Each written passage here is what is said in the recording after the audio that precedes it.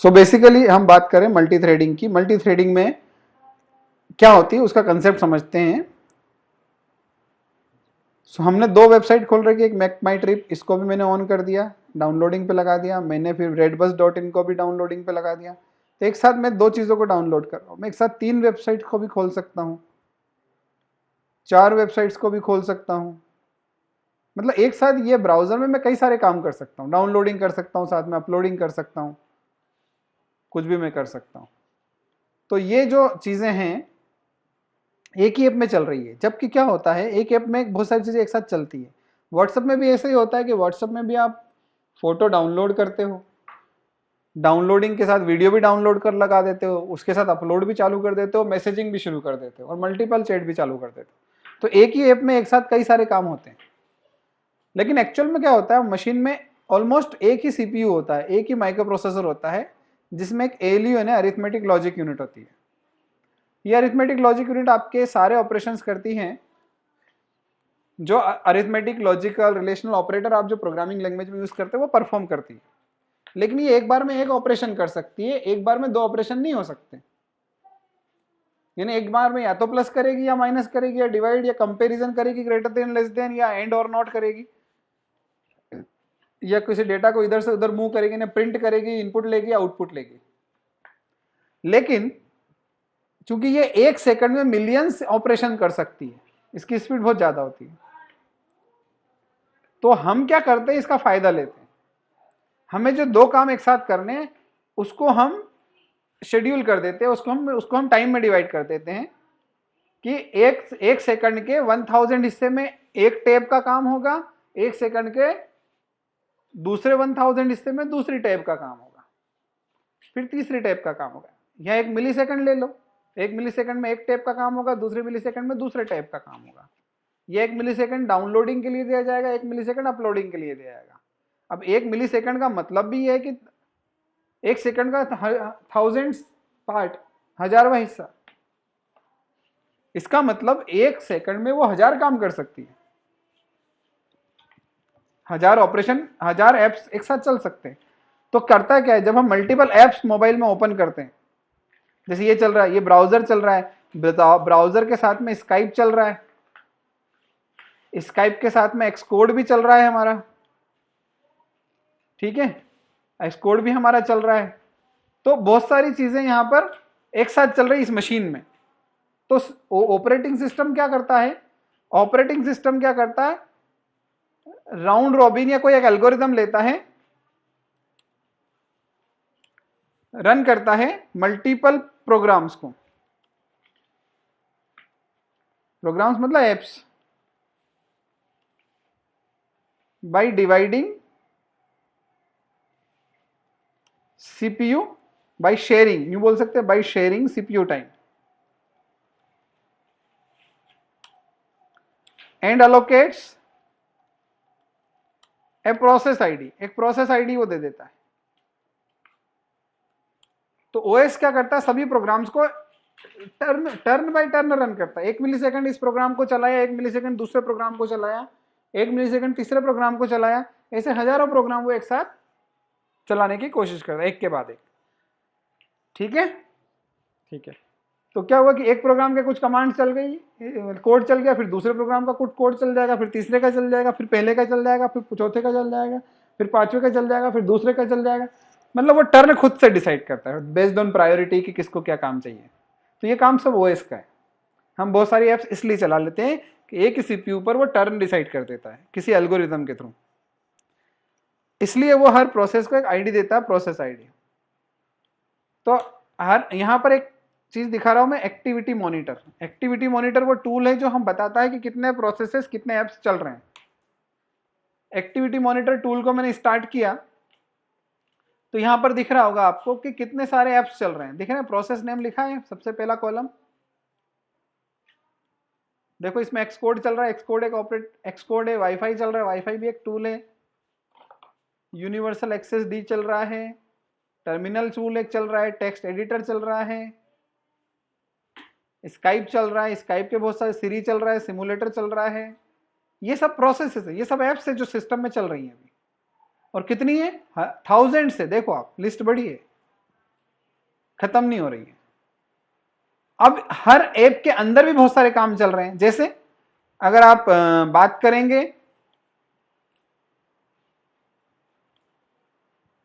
इसकी स्काइप की, तो स्काइप में कई सारे चैट्स एक साथ चल सकते हैं और हर चैट में कुछ आप फाइल डाउनलोड करना शुरू कर सकते हैं। ठीक है, तो आप क्या कर सकते हैं, बेसिकली एक ऐप के अंदर भी बहुत सारे काम कर सकते हैं। तो एक ऐप के अंदर कितने काम साथ में हो रहे हैं वो बताता है थ्रेड। तो थ्रेड पे मैंने क्लिक किया, थ्रेड दिख रहा है आपको, थ्रेड कॉलम। तो थ्रेड कुछ नहीं, एक प्रोसेस के अंदर एक से ज्यादा काम साइमल्टेनियसली जो होते हैं उन अलग अलग कामों को अलग अलग थ्रेड बोला जाता है। तो एक प्रोग्राम के अंदर भी बहुत सारे काम है एक साथ हो सकते हैं। जैसे व्हाट्सएप में डाउनलोड भी हो सकता है, अपलोड भी हो सकता है, मल्टीपल डाउनलोड एक साथ हो सकता है, मैसेज आ जा सकते हैं एक साथ। तो वो क्या हो रहा है, अलग अलग थ्रेड चल रहे हैं, अलग अलग काम हो रहे हैं। तो एक प्रोसेस के अंदर जो सब प्रोसेस पैरेलल में चल रहे हैं उन पैरेलल सब प्रोसेसेस को हम क्या बोलते हैं, थ्रेड बोलते हैं। एक ब्राउजर में जो अलग अलग टैब्स चल रही हैं उन टैब्स को हम क्या बोलते हैं, थ्रेड्स बोलते हैं। समझ में आ रहा है? तो ये देखो एक्स कोड के सामने कितने थ्रेड्स हैं, 14 थ्रेड्स हैं। अब हम बात करते हैं वाईफाई में कितने थ्रेड्स चल रहे हैं, तो वाईफाई ऐप में 4 थ्रेड्स चल रहे हैं। इसी तरह से मैं स्काइप ऐप को देखता हूं, स्काइप ऐप में क्या है, स्काइप ऐप में कितने थ्रेड्स चल रहे हैं, तो स्काइप ऐप में 36 थ्रेड्स चल रहे हैं। बहुत सारा काम बैकग्राउंड में चल रहा है। 36 अलग अलग काम है जो एक्टिव है उसके अंदर। तो सीपीयू क्या करता है, ओएस क्या करता है कि हर प्रोसेस को तो एक प्रोसेस आईडी देता है। तो स्काइप का प्रोसेस आईडी क्या है, 1709। इसी तरह से हर थ्रेड को भी उस 1709 नंबर के प्रोसेस के अंदर 35 अलग अलग थ्रेड है और हर थ्रेड को भी एक थ्रेड आईडी दिया है उसने, जिससे उसका कोड अलग अलग चल सके, पैरेलल में चल सके। तो आप भी ऐसा करना चाहेंगे कि आप कोई ऐप बना रहे हैं, आपकी कोई ऐप चल रही है मोबाइल के अंदर, उस ऐप में भी 2 काम पैरेलल में करना है आपको, डाउनलोडिंग भी करना है, अपलोडिंग भी करना है, टेक्स्ट भी, मैसेजिंग भी करना है। तो आपकी ऐप के अंदर एक साथ मल्टीपल काम करना है। तो आपकी जो भी ऐप है, जैसे यहाँ स्काइप ऐप है, ऐसे ही आपकी कोई ऐप है, उसके अंदर आपको थ्रेड्स बनाने पड़ेंगे। क्या बनाने पड़ेंगे, थ्रेड। सब प्रोसेस, आपके प्रोसेस में सब प्रोसेस बनाने पड़ेंगे जिससे ओएस उसको पहचान सके कि कौन से काम पैरेलल में करना है उसको। जनरली हम जब सी या C++ का प्रोग्राम लिखते हैं तो मेन फंक्शन से वो स्टार्ट होता है, मेन फंक्शन से स्टार्ट होता है और वो एक के बाद एक फंक्शन चलते हैं, उसमें पैरेलल कुछ नहीं होता है। मेन फंक्शन के अंदर कुछ कोड चला, फिर एक फंक्शन चला, फिर कुछ दूसरा कोड चला, फिर दूसरा फंक्शन चला। फंक्शन कॉल होते हैं, प्रिंटफ, स्कैनफ क्या है, फंक्शन है। हम कोई क्लास बनाते हैं तो उसमें फंक्शन डालते हैं। तो फंक्शन एक के बाद एक ही चलते हैं, उसे हम सीरियल एग्जीक्यूशन बोलते हैं। तो बाय डिफॉल्ट सीरियल एग्जीक्यूशन होता है। हम चाहे तो 2 फंक्शन को एक साथ भी चला सकते हैं। तो उन फंक्शन को जिनको एक साथ चलाना, उनको थ्रेड बनाना पड़ेगा और ये ओएस को बताना पड़ेगा कि अब इन फंक्शन को हम पैरेलल में चलाना चाहते हैं। तो मल्टी थ्रेडिंग कुछ नहीं है, आपके प्रोग्राम के अलग अलग हिस्सों को साइमल्टेनियसली इन्हें एक साथ चलाने की जो टेक्निक है उसी को मल्टी थ्रेडिंग बोला जाता है।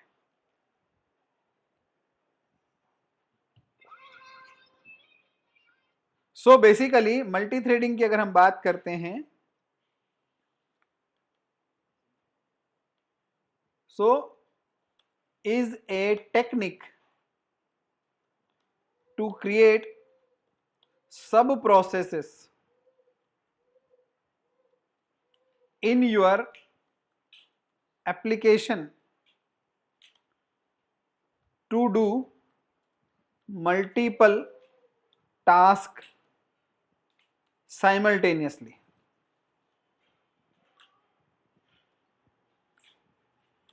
Each sub process is known as thread. तो कैसे थ्रेड क्रिएट करेंगे, कैसे सब प्रोसेस बनाएंगे, एक साथ कैसे उनको रन करके देखेंगे, उसका हम लॉजिक देख रहे हैं। ये एक सिंटेक्स है स्विफ्ट प्रोग्रामिंग में कि कैसे हम ओएस को बताएं कि हमारे पास भी सब प्रोसेसेस है, हमारे पास सिर्फ सिंगल प्रोसेस नहीं है, उसमें भी सब प्रोसेस हैं जो साइमल्टेनियसली चल सकते हैं। तो उसके लिए हम एक छोटा सा कोड बना के समझते हैं, ठीक है। ओके, तो इसके लिए मैं एक छोटा सा ऐप बना रहा हूं यहां पर, और वो ऐप होगा स्विफ्ट का, सिंपल स्विफ्ट का। पहले स्विफ्ट से समझ ले हम लोग। तो बेसिक स्विफ्ट ऐप हम बना रहे हैं।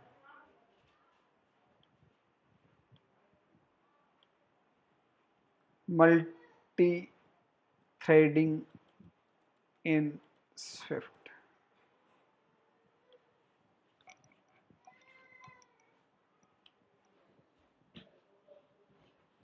अभी मैं दो फंक्शंस बनाऊंगा। अच्छा, मैं बताता हूं, जब भी आपका स्विफ्ट का कोई प्रोग्राम है, जैसे हेलो वर्ल्ड लिखा है, ये एक एप्लीकेशन है जिसमें सिर्फ हेलो वर्ल्ड लिखा है। तो जब स्विफ्ट का प्रोग्राम बनता है तो उस प्रोग्राम के अंदर एक सब थ्रेड पहले से बन जाता है, एक थ्रेड यानी कि सब प्रोसेस पहले से बन जाता है। तो आप देखोगे कि जितने भी प्रोसेस चल रहे हैं, इन प्रोसेस में कम से कम एक थ्रेड तो सब में है। देखो, बेश करके उसमें एक थ्रेड है, ऑटो एफएसपी उसमें एक थ्रेड है, मल्टी थ्रेडिंग इन स्विफ्ट करके हम जो ऐप बना रहे हैं उसमें भी एक थ्रेड है, दिख रहा है।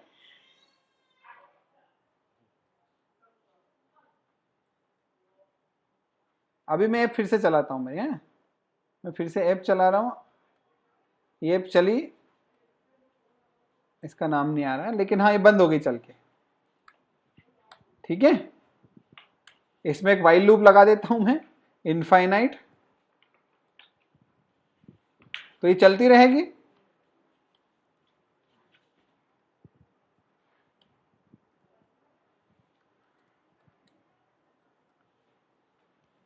अब ये चलती रहेगी ऐप, ये चलती रहेगी, तो इस ऐप का नाम और डिटेल्स वहां पर आने लग जाएंगे। ये ऐप स्टार्ट हो गई, हाउ आर यू प्रिंट हो रहा है। अब मॉनिटर में देखते हैं हम लोग कि इसका आईडी क्या आया है। तुम्हें मल्टी थ्रेडिंग देखो, यहाँ एक आ गया, मल्टी थ्रेडिंग इन स्विफ्ट। इसमें कितने थ्रेड हैं? एक थ्रेड है। और इसमें प्रोसेस आईडी क्या लिखा है? बिल्कुल। तो इसमें एक थ्रेड चल रहा है क्योंकि अभी एक्टिव है, तो इसमें एक सब प्रोसेस चालू है, और ये पूरा कोड उसी सब प्रोसेस के अंदर चल रहा है। तो इसका मतलब जो आपकी iSwift ऐप होती है उसमें ऑलरेडी एक थ्रेड होता ही है।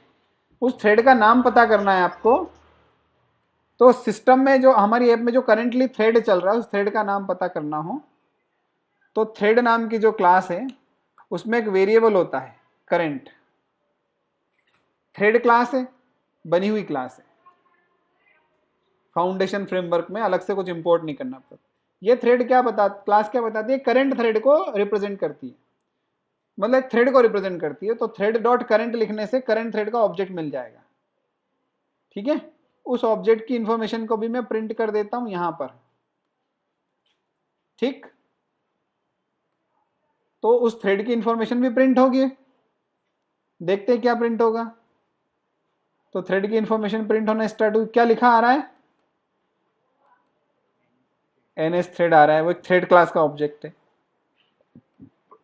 डॉट नेम, नेम भी प्रिंट करके देख सकते हैं, थ्रेड क्लास के ऑब्जेक्ट का नेम। तो थ्रेड डॉट करेंट कुछ नहीं है, थ्रेड क्लास के ही ऑब्जेक्ट है। मतलब मैं इसको ऐसा लिख सकता हूं, thread dot current. Thread dot current लिखने से थ्रेड क्लास का ही ऑब्जेक्ट मिलेगा आपको, लेकिन ये बना बनाया थ्रेड है, ये हमने बनाया नहीं। अगर हम बनाते तो थ्रेड का इनिशियलाइजर कॉल करते। तो इस थ्रेड का नाम क्या है वो मैं ट्राई करता हूं प्रिंट करने का। और टी डॉट कुछ और इंफॉर्मेशन मुझे मिल रही है, is executing, is main thread, thread priority क्या है, थ्रेड डॉट सेल्फ कुछ और इंफॉर्मेशन हो तो,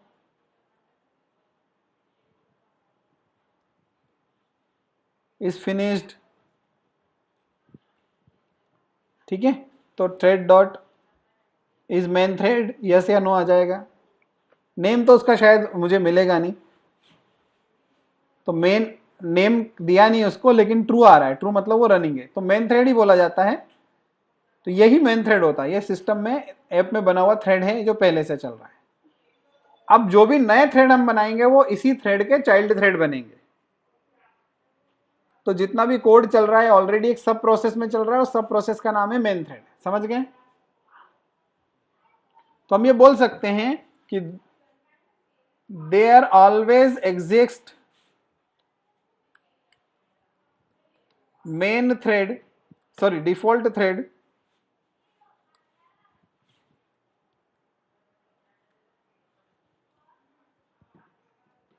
in Swift app which is known as main thread। इसी को मेन थ्रेड बोला जाता है। New thread will be child of this thread. अब जो भी नए थ्रेड बनाओगे इस थ्रेड के चाइल्ड थ्रेड होंगे। तो नए थ्रेड कैसे बनेंगे उसके हम बारे में हम एक कोड लिखना सीखते, कोड बनाना सीखते। तो थ्रेड बनाने के लिए थ्रेड नाम की एक क्लास है, उसका हम यूज करेंगे। अभी मैं ये हटा देता हूं, है ना? ठीक है, ओके। एक चीज मैं बता रहा हूं यहां पर, जैसे मैंने व्हाइल लूप लगाया, मैं यहां पर एक फंक्शन दिया हुआ थ्रेड क्लास में, थ्रेड डॉट स्लीप। स्लीप में टाइम इंटरवल देते हैं, इसका मतलब है sleep the thread for a given time interval. मैंने अगर 2 लिख दिया या 1 लिख दिया तो 1 सेकंड के लिए वे स्लीप हो जाएगा, और 1 सेकंड के बाद स्लीप होगा, फिर जो भी कोड है वो चलेगा। तो यहां पर देखो, पहले करंट थ्रेड का ऑब्जेक्ट मिल रहा है, करंट थ्रेड का नाम प्रिंट हो रहा है, मेन थ्रेड है या नहीं पता चल रहा है, फिर स्लीप हो रहा है। अब थ्रेड डॉट स्लीप लिखने से क्या स्लीप होगा? स्लीप होने से कुछ नहीं होता है, करंट कोड जो भी होता है वो रुक जाता है, चलना बंद हो जाता है। कितने देर के लिए चलना बंद हो जाएगा? 1 सेकंड के लिए। कौन सा थ्रेड? जो भी थ्रेड चल रहा है। अगर मेन थ्रेड चल रहा है तो मेन थ्रेड बंद हो जाएगा, आपने कोई नया थ्रेड बनाया वो चल रहा है तो वो बंद हो जाएगा। तो जहां भी थ्रेड डॉट स्लीप लिखा होगा और वो कोड जिस थ्रेड के अंदर चल रहा होगा वो थ्रेड उस टाइम के लिए बंद हो जाएगा, यानी सीपीयू उसका कोड नहीं चलाएगा, ओएस उसका कोड नहीं चलाएगा, उसको रोक के रखेगा उतने टाइम के लिए। तो प्रोसेस खुद बोल रहा है कि मुझे रोक लो 1 सेकंड के लिए। समझ गए? तो ऐसा हो जाता है। ठीक है, अब मैं रन करता हूं तो देखते हैं क्या होता है। अभी जब मैं कोड चला रहा था तो कंटिन्यूस प्रिंट हो रहा था, अब देखो 1 सेकंड के डिफरेंस से प्रिंट हो रहा है ना? तो इसका मतलब हमने करंट थ्रेड को 1 सेकंड से रोक रखा है, रुकता है फिर चलता है, फिर रुकता है फिर चलता है। तो ये मैंने कमांड बता दिया आपको कि कोई भी थ्रेड को रोका जा सकता है, अगर वो थ्रेड कुछ चाहे तो उस थ्रेड के अंदर ही स्लीप कमांड होनी चाहिए, वो रुक जाएगा। तो ये कोड मैंने लिख दिया, लेकिन मैं अब इसको कमेंट कर देता हूँ, आपको कंफ्यूजन ना हो इसलिए। इसको बाद में आप देख लेना, मैं शेयर करूंगा कोड आपके साथ। अब हम मल्टी थ्रेडिंग का कंसेप्ट कैसे यूज में आता है वो समझते हैं। तो मैंने क्या किया, यहाँ पर एक फंक्शन बनाया, फंक्शन लिखा मैंने फैक्टोरियल। यहां पर एन का फैक्टोरियल निकालना है। मैंने एक फॉर लूप चलाया, for i in 1 dot dot dot n. Factorial निकाल के मुझे फैक्टोरियल वेरिएबल में रखना है। तो variable f of type integer equal to 0, sorry 1, f equal to f into i, और इसको मैं प्रिंट कर देता हूं, फैक्टोरियल कॉलन एफ में प्रिंट कर रहा हूं। ये फंक्शन को मैं रन करना शुरू, तो मेन फंक्शन में मैं लिख रहा हूं print hello world, print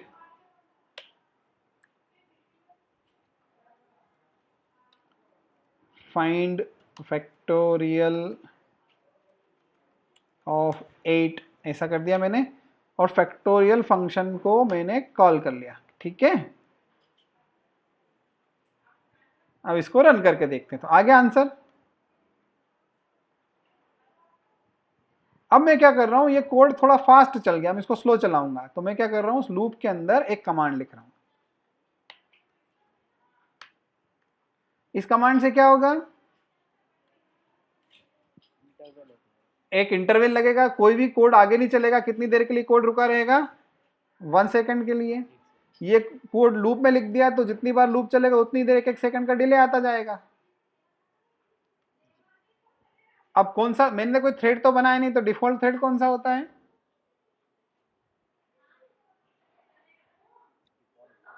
main thread होता है। मैंने अभी थ्योरी बताई थी, याद रखने की कोशिश करो कि एक डिफॉल्ट थ्रेड होता है और उस थ्रेड को क्या बोलते हैं, मेन थ्रेड। वही स्लीप होता है, वही रुक जाता है, वही सीपीयू पर काम नहीं करता।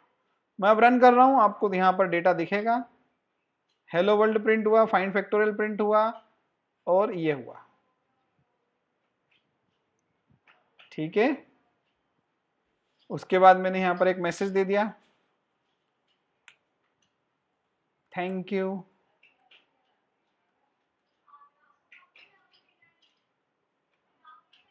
अब देखना थैंक यू फैक्टोरियल फंक्शन चलने के बाद आएगा, है ना।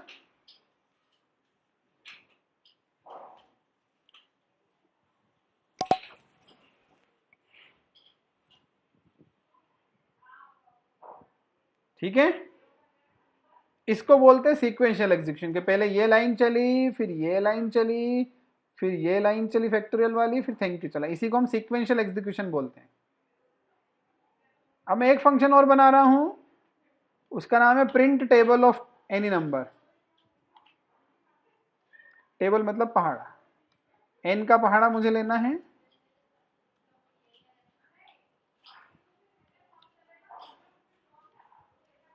मैंने एन का पहाड़ा प्रिंट करना है तो फॉर लूप चलाया, i in 1 dot dot dot n print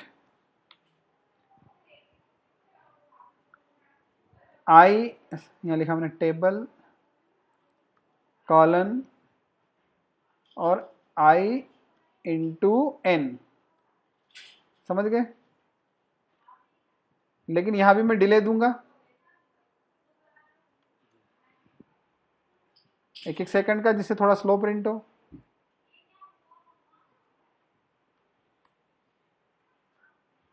तो जैसे मैंने फाइंड फैक्टोरियल किया था वैसे मैं find print find table of 6 कर देते हैं। यहां पे मैं टेबल कॉल कर लेता हूं, प्रिंट टेबल।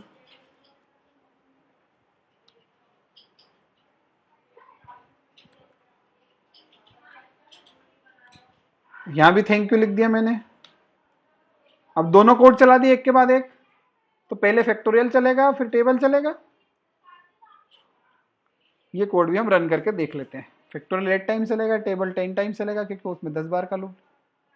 तो मैंने टेबल प्रिंट करने का कोड गलत लिख दिया, मैं सही करता हूँ उसको।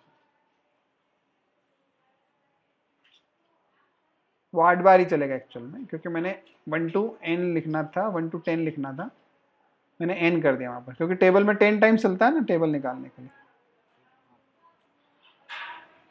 तो मैं फिर से रन कर देता हूँ, तो आप देखना कि सीक्वेंस में चल रहा है, पूरा कोड सीक्वेंस में चल रहा है।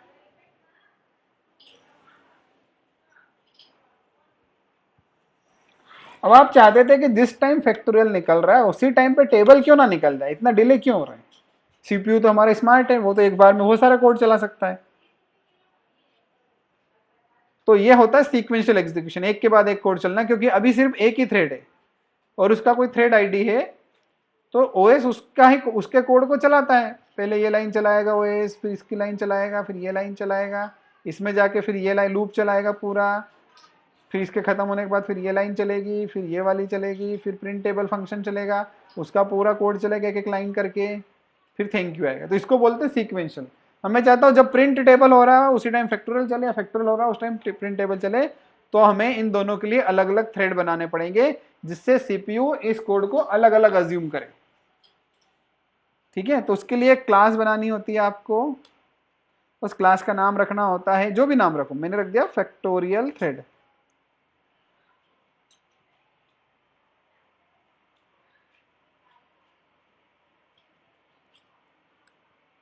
फैक्टोरियल थ्रेड नाम से मैं क्लास बना रहा हूं। सुपर क्लास कौन सी रखनी है? तो सुपर क्लास रखनी है थ्रेड। थ्रेड क्लास को इनहेरिट करने से जो कोड बनेगा वो थ्रेड का काम करेगा और उस क्लास के कोड को ओएस इजीली पहचान लेगा। इसके अंदर एक मेन नाम का फंक्शन होता है, वो ओवरराइड करना होता है।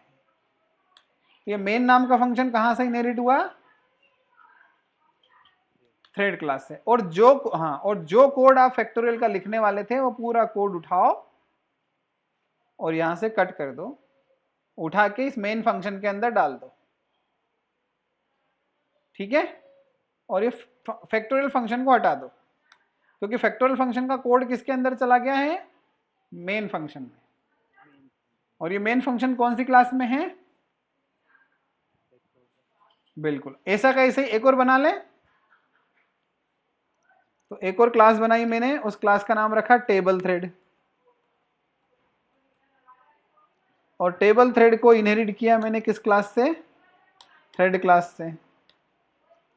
मैंने फिर से मेन फंक्शन ओवरराइड किया और जो प्रिंट टेबल के अंदर डेटा है उस कोड को मैंने यहां पर डाल दिया।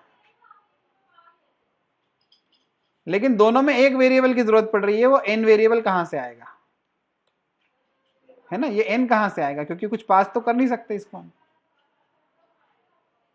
तो मैं एक एक n वेरिएबल इन क्लास में बना देता हूं, ठीक है। क्लास का डेटा मेंबर बना दूं।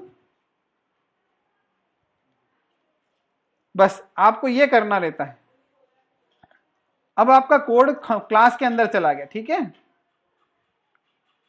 तो फैक्टोरियल को कॉल कैसे करेंगे? आप फैक्टोरियल थ्रेड नाम की क्लास को का ऑब्जेक्ट बनाओगे।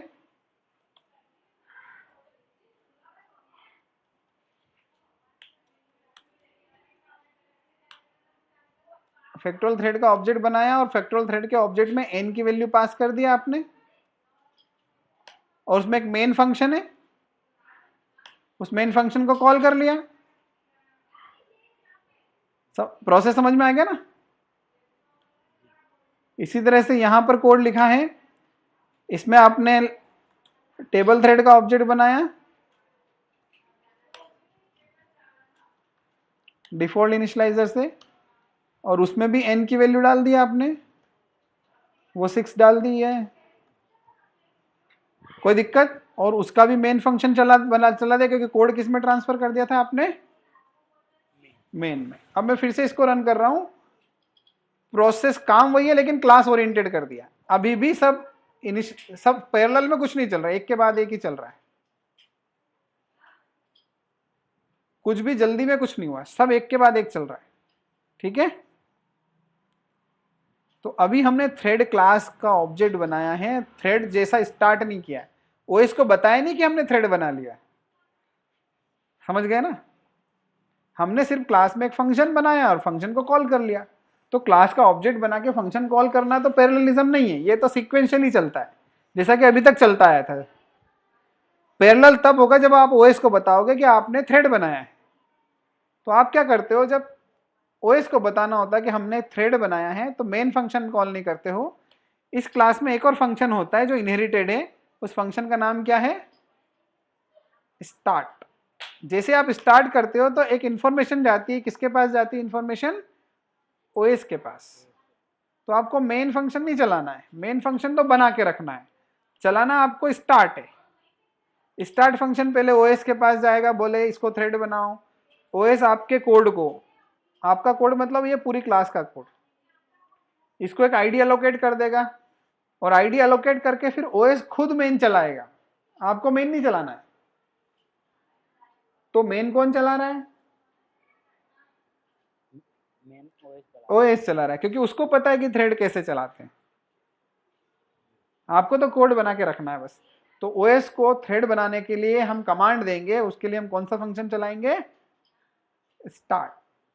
तो ये start function factorial thread class में है, और फैक्टोरियल थ्रेड कहां से इनहेरिट हुई है? थ्रेड से। तो आपका स्टार्ट फंक्शन और मेन फंक्शन सब कहां डिक्लेयर्ड है? सबसे पहले थ्रेड क्लास में, है ना। अब मैंने इतना कर दिया, अब देखना अब चेंज होगा सिंटेक्स। सबसे पहले आपका हेलो वर्ल्ड लिखा आएगा, फिर फैक्टोरियल फाइंड फैक्टोरियल लिखा आएगा, और फिर आपका स्टार्ट चलेगा। स्टार्ट अल्टीमेटली ओएस के पास लेके जाएगा, ओएस फिर मेन चला देगा। उसके बाद मेन जब स्टार्ट हो जाएगा तो एक नया थ्रेड पैरेलल में चलने लगेगा। ठीक है। हाँ, अब मैं आपको वो चीज बता रहा हूं जो आपको एकदम लगेगा कि हाँ सचमुच में क्या हो रहा है। ध्यान से समझना। अब मैं आपको एक्टिविटी मॉनिटर भी दिखाऊंगा साथ में, ठीक है।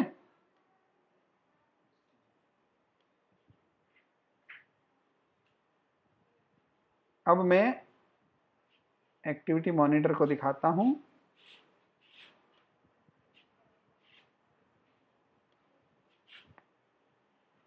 आप समझना।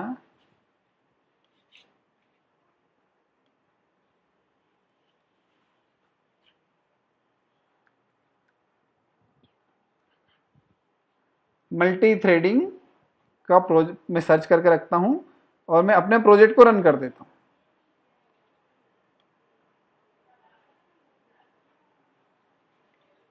आउटपुट भी देखो और थ्रेड भी देखो। यहां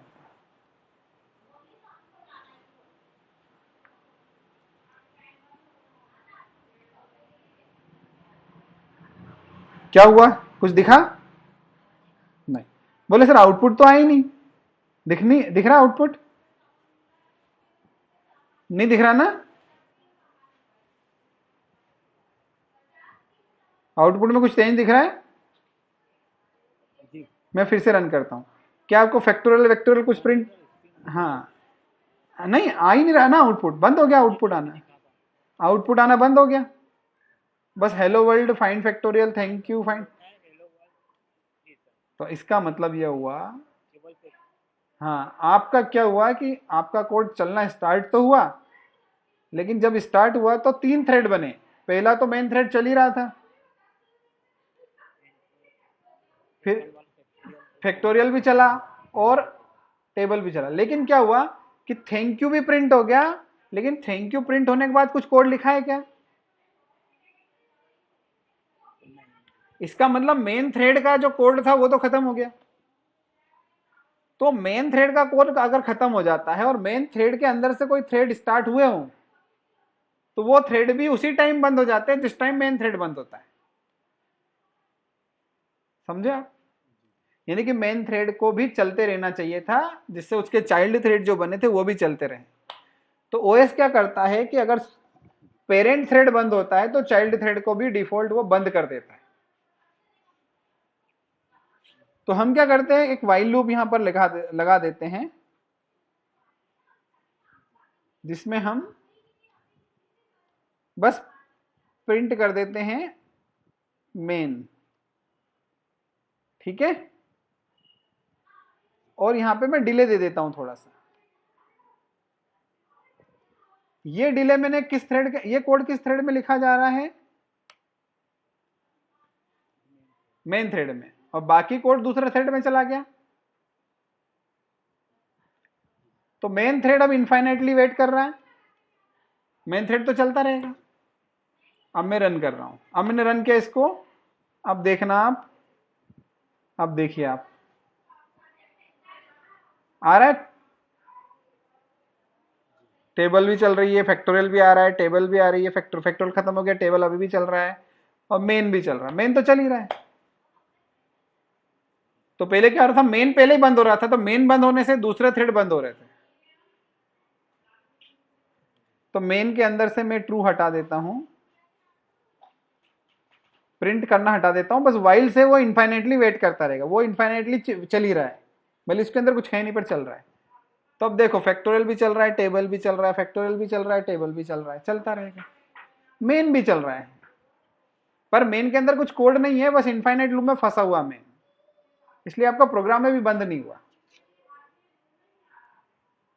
तो मैं चाहता था कि मेन तब तक वेट करे जब तक बाकी थ्रेड चल रहे हैं।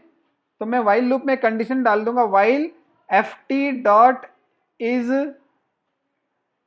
एग्जीक्यूटिंग, जब तक वो एग्जीक्यूटिंग हो रहा है, एंड tt डॉट इज, जब तक दोनों चल रहे हैं, दोनों में से एक भी चल रहा है तो मैं और लिखूंगा। जब तक दोनों चल रहे हैं तब तक मेन का ये लूप अटका रहेगा। ठीक है। और ये जो थैंक यू है सबसे आखिरी में प्रिंट होगा, ये वाइल लूप खत्म होने का।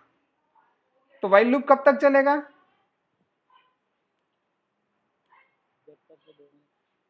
दोनों चल रहे हैं, है ना। अब मैं आपको दिखाता हूं मल्टी थ्रेडिंग, उस थ्रेड का प्रोसेस भी दिखाता हूं। तो यहां पर देखो आप, दोनों थ्रेड चल रहे हैं।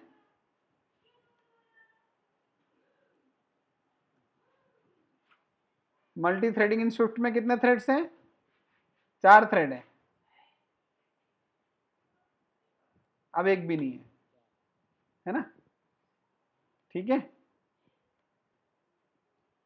तो ये है, ये वाइल लूप को मैं ट्रू लिख के फिर से छोड़ देता हूं, फिर से रन करते हैं।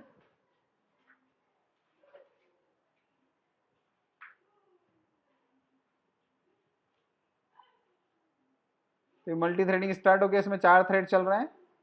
धीरे धीरे जब 2 खत्म हो जाएंगे तो एक ही बचेगा,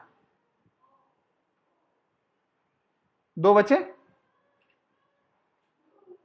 एक थ्रेड इस लूप को मैनेज करने के लिए होगा, इनफाइनाइट लूप के लिए बन गया होगा ऑटोमेटिक। एक तो मेन थ्रेड है इसे, एक और इंटरनली बना लिया होगा उसने सिस्टम ने। ठीक है, तो इस तरह से हमें समझ में आता है कि बहुत सारे थ्रेड क्रिएट हो सकते हैं। मेन थ्रेड में लिखा कोड, मेन फंक्शन जो मेन एप्लीकेशन का कोड होता है, अगर मेन थ्रेड वेट नहीं करेगा तो दूसरे थ्रेड भी बंद हो जाएंगे।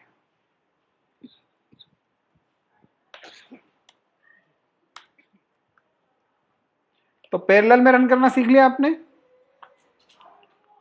सो एक ज्यादा कोड को हम पैरेलल में रन कर सकते हैं अगर हम उस कोड को किसी थ्रेड क्लास के अंदर डाल दें, थ्रेड के मेन क्लास फंक्शन में डाल दें, और उस थ्रेड क्लास का ऑब्जेक्ट बना के स्टार्ट कॉल करें, तो वो थ्रेड बन जाता है।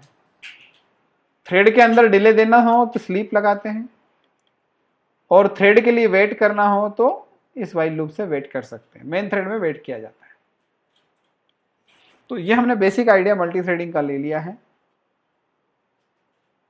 मुझे लगता है समझ में आया होगा आपको।